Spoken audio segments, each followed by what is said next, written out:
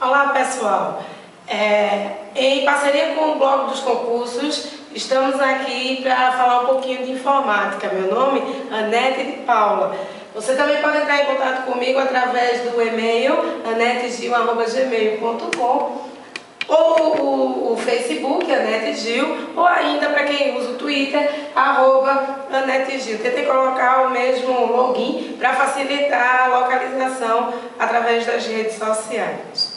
Como foi dito na nossa aulinha anterior, a gente fez uma introduçãozinha com o Office, conversamos um pouquinho a respeito da diferença entre o Office da Microsoft e o LibreOffice. Hoje a gente vai focar no Word, tá? Falando de algumas ferramentas importantes. Bom, como eu disse na aulinha anterior, nós vamos fazer uma análise a respeito de algumas ferramentas de formatação que são encontradas no Word. Quando a gente abre o Word, a página principal, a tela principal do programa é essa. Acho que não é novidade para ninguém, não é mesmo? Aqui eu vou encontrar algumas guias como a página inicial, inserir layout da página, referências, enfim, várias guias. Onde eu queria hoje que a gente focasse na primeira, que é a que mais cai nas provas de concurso. A página inicial, ela é organizada em grupos. Você vai encontrar ali, o primeiro grupo que se apresenta é a área de transferência, o segundo grupo, fonte, depois encontramos parágrafo, estilo e aqui no cantinho, quase que não se vê, edição. Eu queria que a gente conversasse um pouquinho sobre as principais ferramentas encontradas em cada um desses grupos. O primeiro grupo, na área de transferência, encontramos ferramentas que são muito comuns no nosso dia a dia, como recortar, copiar, colar.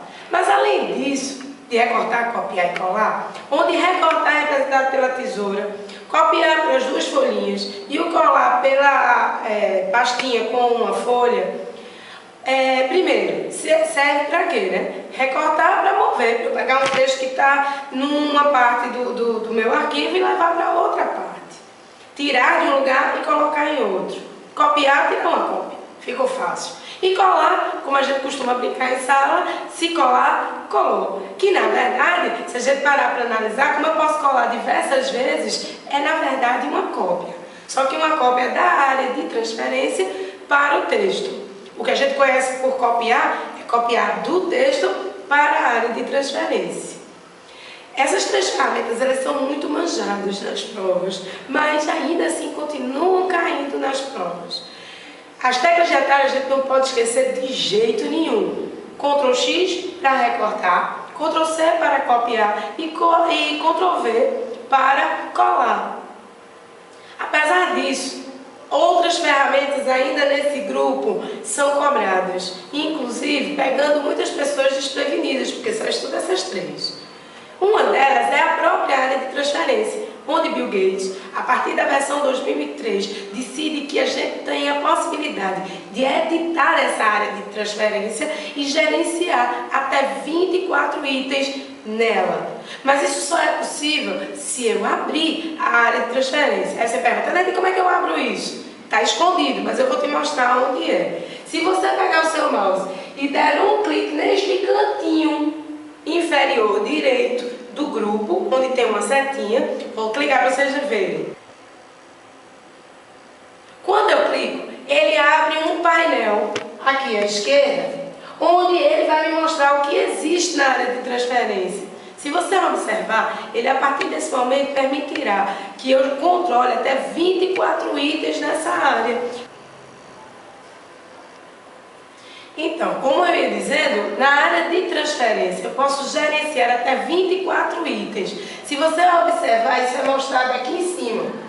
De 24 itens na área de transferência. Eu posso ir, portanto, acumulando até 24 itens, independentemente, inclusive, se é do Word, ou do Excel, ou do PowerPoint. À medida que eu recorto ou copio, ou aquele trecho de informação que eu copiei ou recortei, vai parar ali na área de transferência, vai estar apresentado ali na área de transferência. Bom, pessoal, fora essas 4 ferramentas, tem mais uma que a gente vai precisar comentar, que é o pincel, que a maioria das pessoas pensa que serve para pintar, não pinta nada. O que ela faz é que ela copia a formatação de uma palavra para outra. Como é que ele faz isso? Então, eu coloquei aqui a palavra blog. A palavra blog ela está formatada com o tipo de fonte Times New Roman, tamanho 25, negrito e azul. Imagine que você quer essa mesma formatação para a palavra concursos. Normalmente o que a gente faz é que a gente seleciona a palavra concursos e formata cada uma das formatações. Se você usar o pincel, você não vai precisar mais fazer isso. E como é que ela é usada? Você clica na palavra blogs, onde o cursor fica piscando. O que é que você faz? Clica no pincel uma vez. Quando você fizer isso, o mouse ele vai captar a formatação que tem a palavra blog. Depois você vai pegar o mouse e vai clicar em concursos. E ele vai aplicar a mesma formatação de blog nos concursos. Vamos ver como é que funciona na prática? Pego o mouse e clico em pincel. Quando eu fizer isso, ele parece que não aconteceu nada, mas aconteceu. Ele captou a formatação da palavra blog. Agora, se você observar, o mouse ele fica com o pincel enganchado nele. Se nesse momento eu clicar em concursos, um clique simples, a palavra concursos ficará formatada tal qual blog. Aí você diz assim, Anete, se eu quiser copiar isso várias vezes, dá um duplo clique no pincel. E aí, você vai poder clicar diversas vezes, por exemplo, em informática, por exemplo, em Anete, por exemplo, em Paula. Não quero mais. Clica no pincel que desativa. Então, um clique para ativar e escolher isso uma vez. Um duplo clique para segurar o pincel e poder selecionar itens aleatórios. E, por fim, o clique de novo no pincel para desativar a ferramenta. Não é bacana? Essa ferramenta costuma cair muito em prova de concurso, porque ela é desconhecida para a grande maioria das pessoas. Vamos agora falar um pouquinho do segundo grupo, onde a gente encontra a formatação de fonte. Eu sei, pessoal, que vocês conhecem várias dessas ferramentas. Então, eu vou para o meu slide para a gente dar uma olhadinha naquelas principais, focar um pouquinho em alguns detalhes que passam desapercebidos. Bom, quando a gente para analisar o grupo fonte, encontraremos tipo de fonte, encontraremos tamanho de fonte, negrito, itálico e sublinhado, ferramentas que fazem parte do nosso dia a dia. Já encontramos outras ferramentas que fogem muitas vezes do nosso conhecimento, como por exemplo, taxado. Taxado que vem fazendo muito sucesso nas provas de concurso exatamente por ser mais desconhecida. Essa ferramenta, taxado, serve para riscar a palavra. Ela é considerada um efeito de formatação, onde, gente, pasmem, no Word existem 11 efeitos.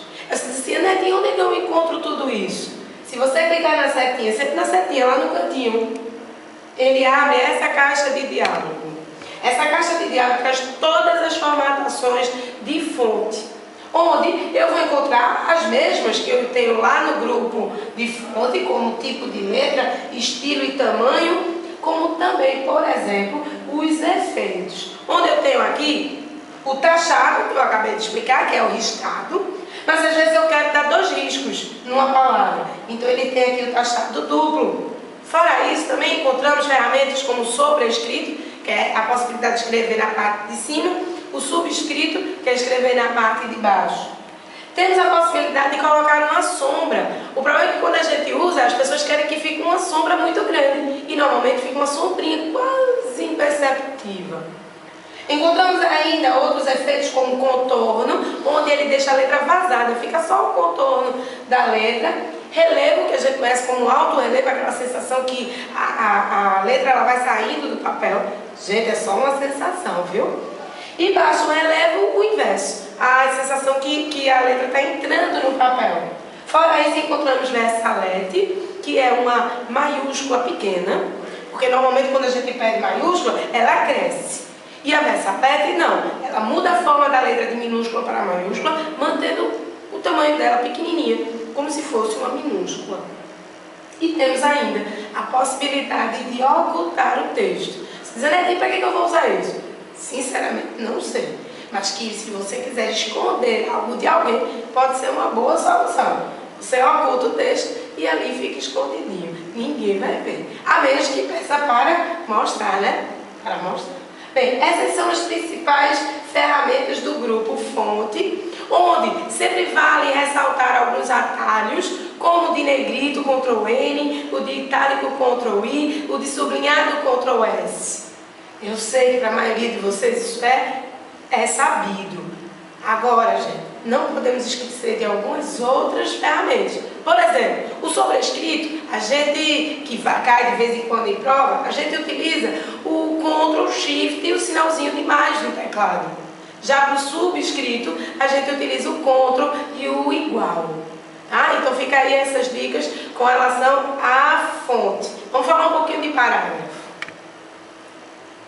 Quando a gente para analisar o grupo de parágrafo, nós encontramos também ferramentas do nosso dia a dia, como por exemplo, aqui nós encontramos os marcadores e numeração, ferramentas muito simples de serem utilizadas, marcador com a finalidade de marcar um parágrafo, numerador fazer listas numeradas como 1, 2, 3, A, B, C, D, E, enfim.